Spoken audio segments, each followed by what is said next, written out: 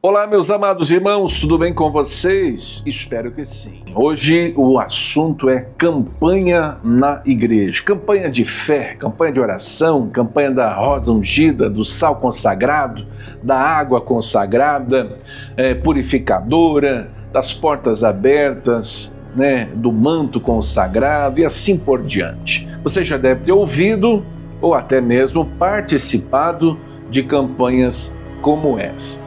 Você que já me acompanha aqui sabe que eu vim de um contexto de uma igreja onde eu participei por mais de 20 anos e que havia muito isso, inclusive muitas vezes eu estava ali praticando e fazendo essas campanhas junto com a igreja como pastor. De Deus, no nome de Jesus Cristo, Gideão estava na fé e Deus disse para ele: vai nessa tua força, Gideão. Mas Deus, pela sua infinita graça e misericórdia, me abriu o entendimento, me despertou em relação a isso.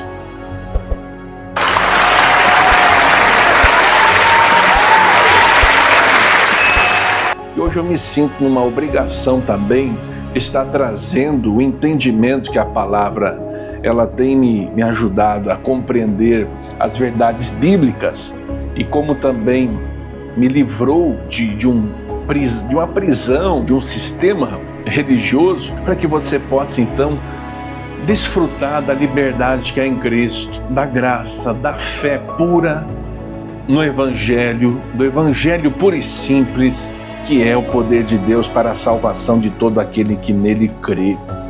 Então existe respaldo bíblico para essas campanhas, existe realmente os fins justificam os meios. Então esse assunto é bastante necessário, porque infelizmente ainda há muitas pessoas que estão cegas em relação a isso, e inclusive até colegas pastores, que eu tanto peço a Deus também que possam ser despertados, a fim de que sejam despertados por eles mesmos e também que possam deixar de levar a tantos a viverem um evangelho que não é genuíno, conforme as Escrituras Sagradas.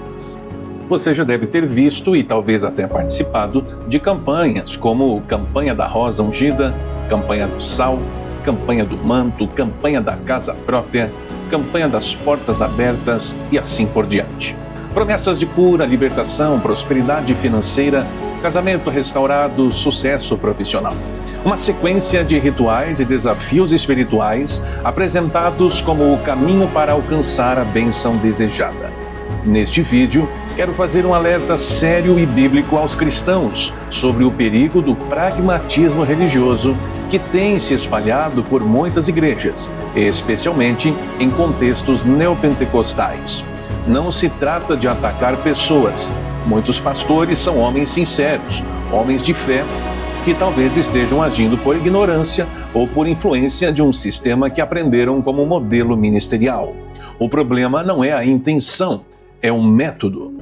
Quando a igreja passa a medir sua eficácia pelos resultados visíveis, pelas multidões atraídas e pelas bênçãos prometidas, corre o risco de substituir o evangelho por estratégias.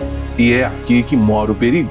A falta de conhecimento bíblico de muitos cristãos os torna vulneráveis a meias-verdades. Textos isolados são usados como base para criar campanhas temáticas. Objetos simbólicos são apresentados como pontos de contato da fé.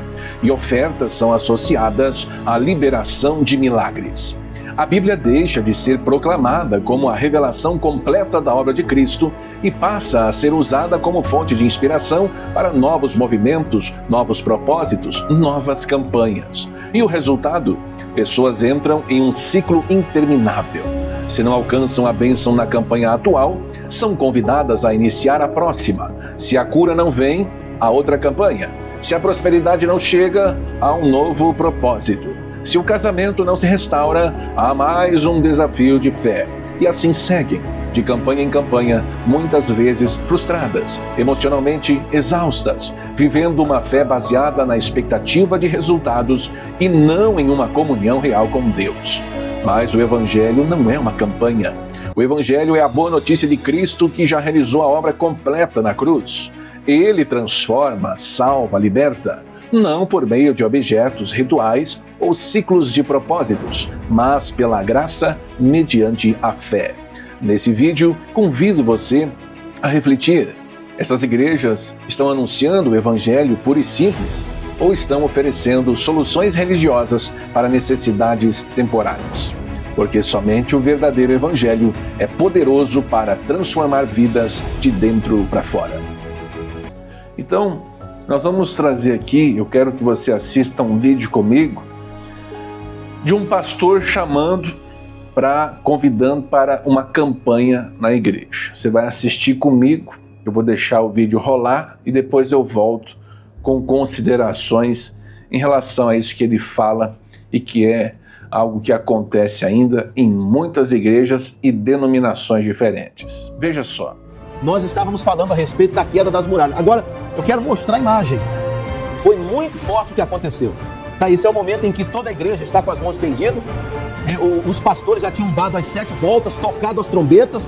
Nós temos procurado fazer tudo como a Bíblia tem falado. E olha, esse é o momento em que a muralha, olha aí, caiu. Olha que bacana, pessoal. Tá vendo? Isso aí trouxe resultado. Talvez quem está assim mas não precisa isso. Mas não precisa. Deus mandou eu fazer, eu fiz. Eu estou obedecendo o que a Bíblia diz. E olha, tanto Deus tem dado a bênção, porque nós temos vários depoimentos. Primeira frase que já podemos observar, o pastor fala, foi muito forte o que aconteceu. O que foi muito forte? Uma muralha de isopor sendo derrubada pelos obreiros da igreja. Então a gente vê um sensacionalismo, um emocionalismo trazido ali num ambiente de culto, onde cria-se um cenário para que possa ser atribuído àquele cenário uma espécie de ato de fé que as pessoas elas irão, com a fé delas, entrar em ação e aquele ato de fé diante de um objeto, no caso ali um cenário que representava as muralhas de Jericó, elas estarão definitivamente colocando por terra os males que há na vida delas. Outra frase que ele disse: toda igreja está com as mãos estendidas. Estendidas para onde? Estendidas para aquela muralha de isopor. Veja, se você raciocinar, e eu louvo a Deus que me abriu os olhos há tempo em relação a isso, há tempo que minhas crianças, meus filhos, não crescerão nesse ambiente de tamanha ignorância, estendendo as mãos para uma muralha de isopor ou de papelão. E isso então é como se fosse um ato de fé. Os pastores já tinham dado as 7 voltas, outra frase, e tocado as trombetas. Coitado desses pastores, hein? Andando igual bobalhões, e eu já fiz isso. Que Deus teve misericórdia da minha vida e me tirou disso, hein? É 7 voltas. Eu nunca esqueço que uma vez, quando eu era obreiro ainda, o pastor nos levou a dar 7 voltas ao redor da igreja católica da nossa cidade lá, e ficamos rodeando a quadra 7 vezes, próximo da meia-noite, orando em voz alta. Eu já passei por isso aí. E na igreja, 7 voltas em redor das cadeiras, e durante 7 semanas, 7 vezes, meu Deus do céu. Dá para acreditar que nisso há algo bíblico. Deus olha lá dos céus os seus filhos na terra, reproduzindo uma coisa que já foi feita e que foi feita naquele momento, diante daquela circunstância, seguindo suas ordens, para que então pudesse acontecer a vontade de Deus naquele tempo, mas que não há uma base, não há um mandamento, não há uma ordenança, não há uma diretriz bíblica que nos leve a copiar, a fazer isso de novo. E aí ele diz, isso aí trouxe resultado. O pastor fala. Caiu, olha que bacana, pessoal. Tá vendo? Isso aí trouxe resultado. Aí entra o definitivo, o pragmatismo religioso. Definitivamente aqui entra o pragmatismo religioso. Ao longo do vídeo eu vou abordar aqui. Estou tentando pegar esses detalhes para que você possa, pelo Espírito Santo de Deus, ser convencido, porque eu não vou convencer ninguém do seu pecado, do seu erro. Só o Espírito Santo para te convencer, como ele convenceu eu. Mas talvez alguém que está aqui assistindo, pela misericórdia de Deus, seja convencido e tenha os seus olhos abertos. Isso aí trouxe resultado e o pastor aponta para aquela derrubada de muralhas. Talvez alguém está assistindo aí e diga assim, mas não precisa isso. Deus mandou fazer e eu fiz. Olha. Eu estou obedecendo o que a Bíblia diz, afirma o pastor. Onde na Bíblia diz para o cristão fazer isso?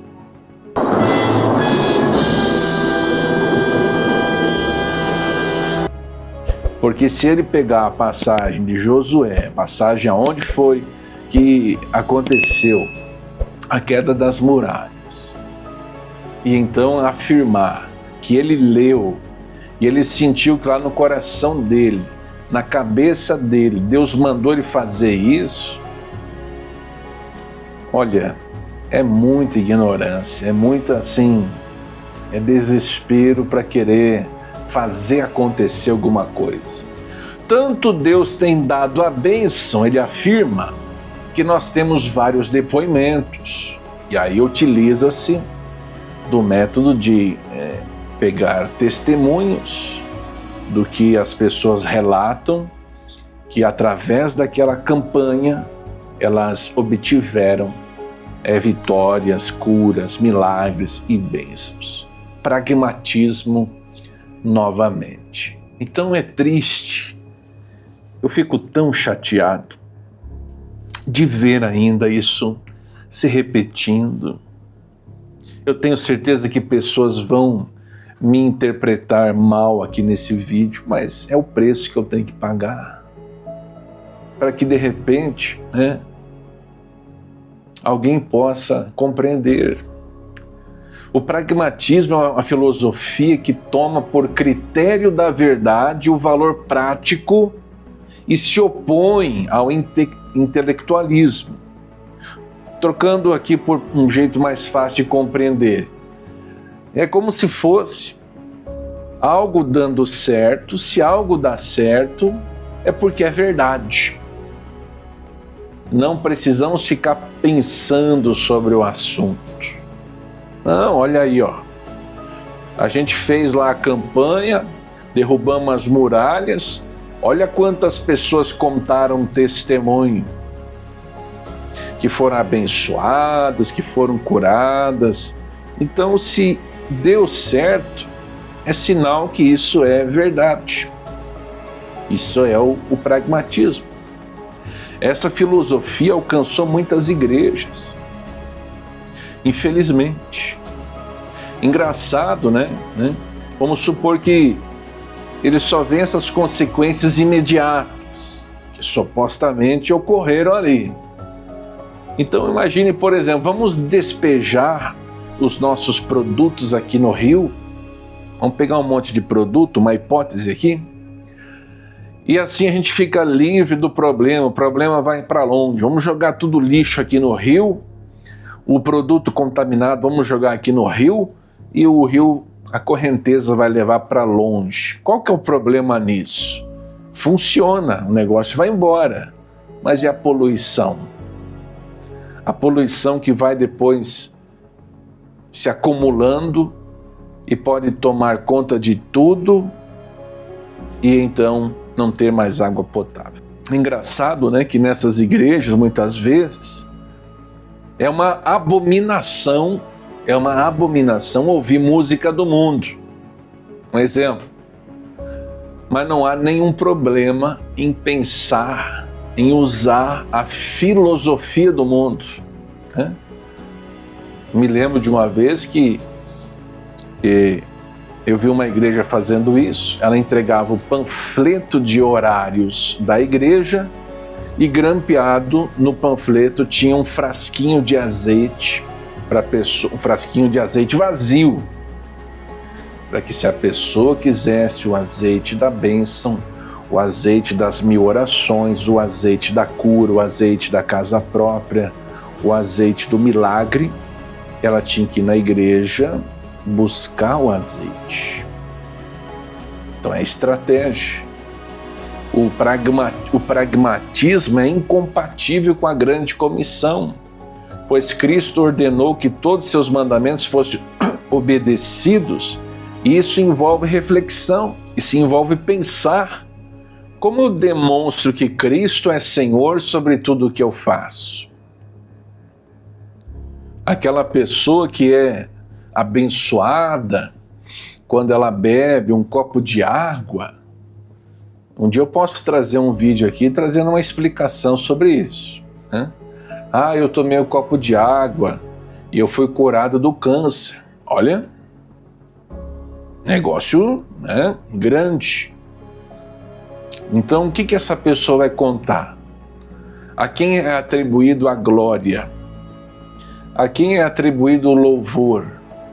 A água, muitas vezes. Mas daí usa-se de uma sequência de frases.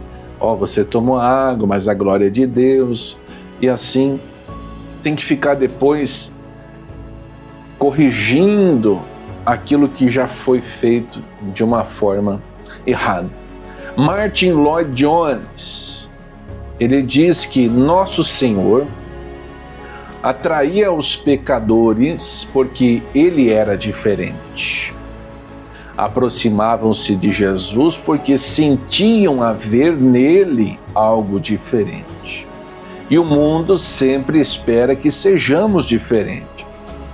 Esta ideia de que poderemos ganhar pessoas para a fé cristã se lhe mostrarmos que, afinal de contas, somos notavelmente parecidos com elas, é um erro profundo, teológica e psicologicamente falando.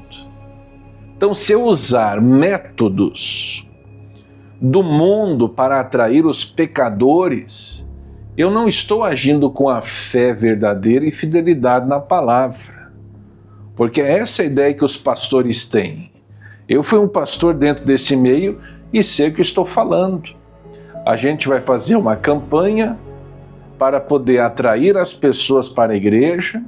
Vamos primeiro entregar a rosa para ela, o sal para ela, o azeite para ela, e depois ela vindo na igreja, ela vai ouvir o evangelho e vai se converter.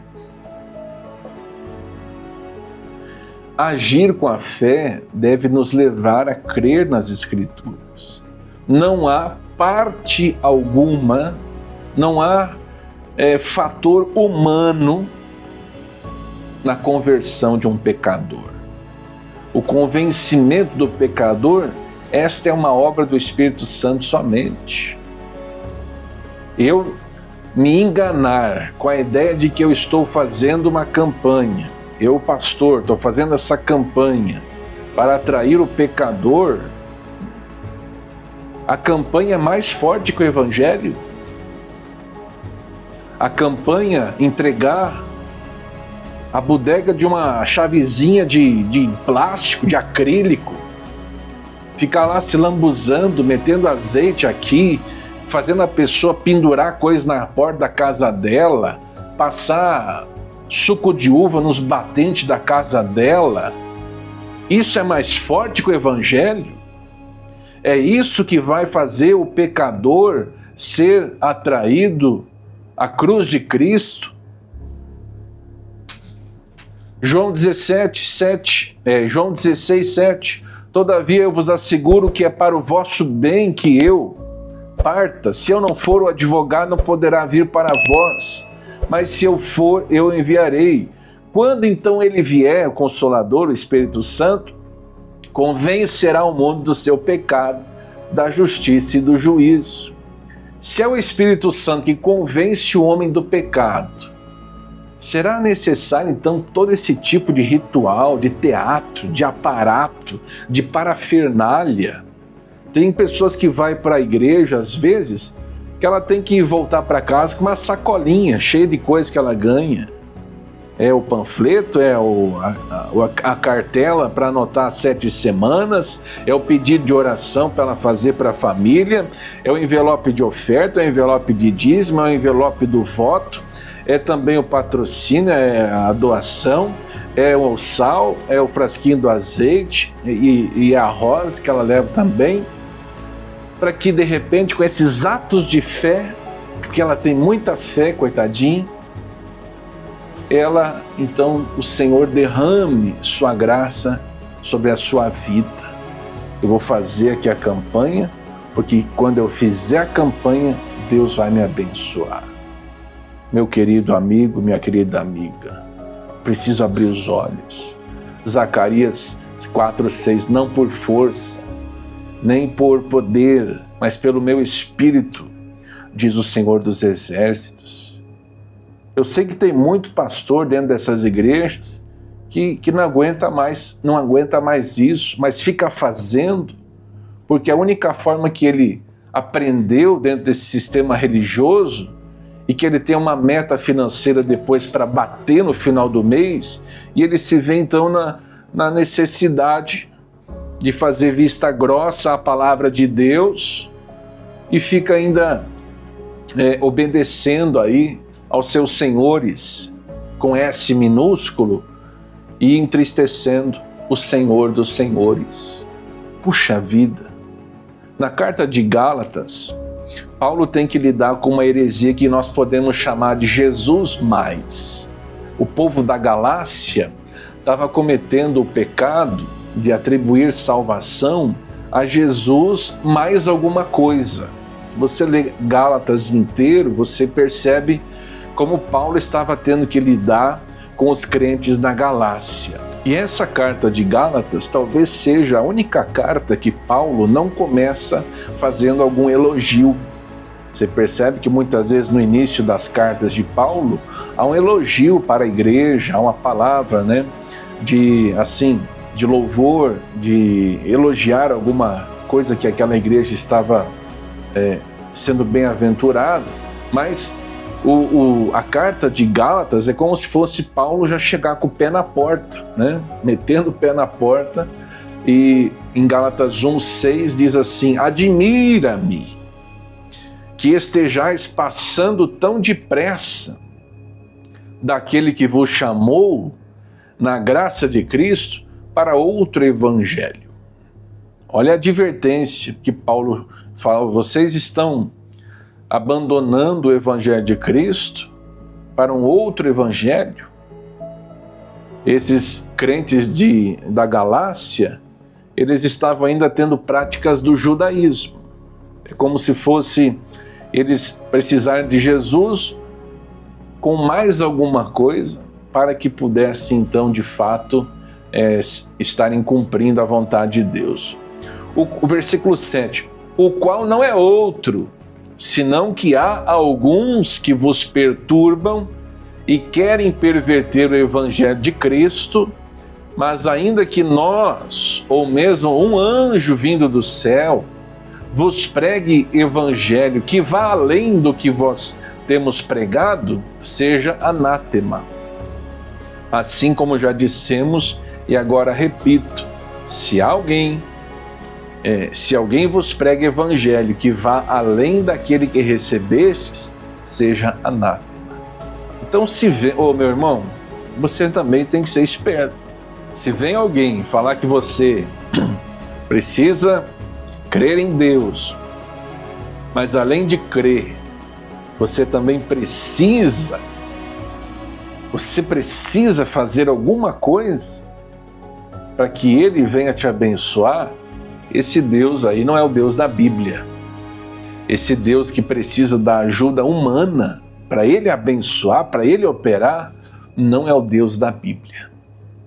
Porque Deus, Ele não age por nós, por nossas atitudes.